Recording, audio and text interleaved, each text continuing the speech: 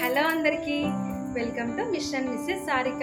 అందరు ఎలా ఉన్నారండి? బాగున్నారా? నేనైతే చాలా చాలా బాగున్నాను. రాఖీ పండుగ, వరలక్ష్మి వ్రతం అందరూ చాలా బాగా జరుపుకున్నారనేసి అయితే అనుకుంటున్నాను. ఆ తల్లి వరలక్ష్మీదేవి ఆశీస్సులు మనందరిపైన ఉండాలని మనస్ఫూర్తిగా కోరుకుంటున్నాను. ఇంకా నేను తమ్ముళ్ళలో మెన్షన్ చేసినట్టుగా ఒక చిన్న మంచి విషయాన్ని మీతో షేర్ చేసుకుందాం అనేసి అయితే మీ ముందుకైతే వచ్చానండి. నా హస్బెండ్ పేరు వచ్చేసి రాజు అండి.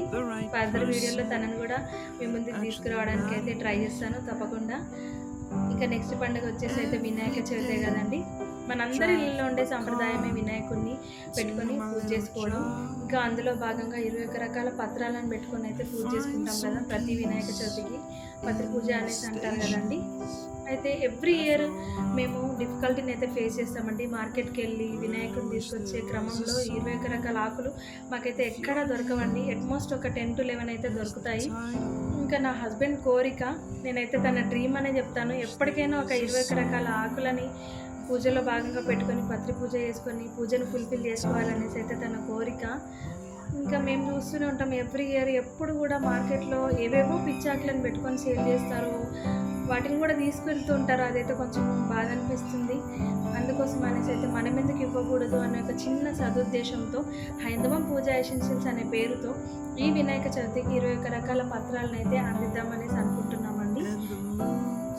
ఈ యూట్యూబ్లో, ఇన్స్టాగ్రామ్లో నేను కూడా చూస్తున్నానండి. వినాయక చవితి పూజా సామాగ్రి కిట్ అని అందిస్తున్నారే కానీ ఏ ఒక్కరు కూడా ఆకులని ఇవ్వట్లేదు వాళ్ళ కిట్లలో.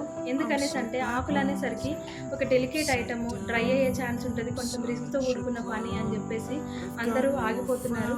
మేమైతే ఆ రిస్క్ని తీసుకున్నామండి. ఎందుకనేసి అంటే 21 రకాల ఆకులు ఎందుకు పెట్టారు, వెనుకటి నుంచి సాంప్రదాయం ఏంటి, అసలు ఒక్కొక్క ఆకుకైతే ఒక్కొక్క ప్రాముఖ్యత, విశిష్టత ఉంటుంది కదా.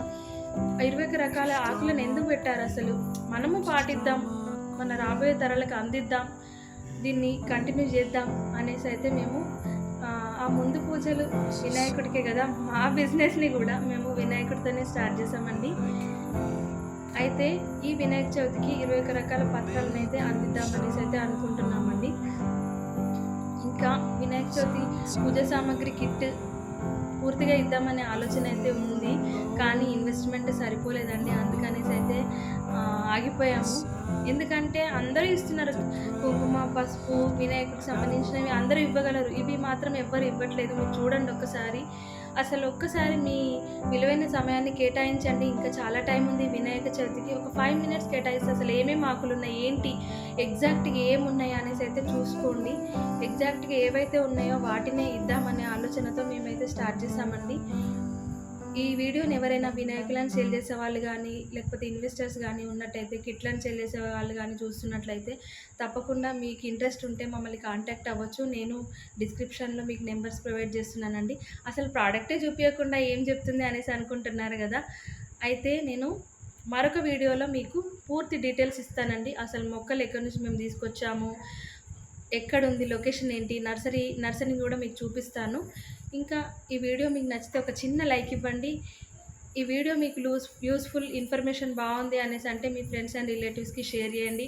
వాళ్ళ పూజను కూడా మీరు ఫుల్ఫిల్ చేసినట్టు ఉంటుంది, అవునా కదా. అంతేనండి ఈ వీడియో నచ్చితే ఒక చిన్న లైక్ ఇవ్వండి. Thank you very much. Thank you.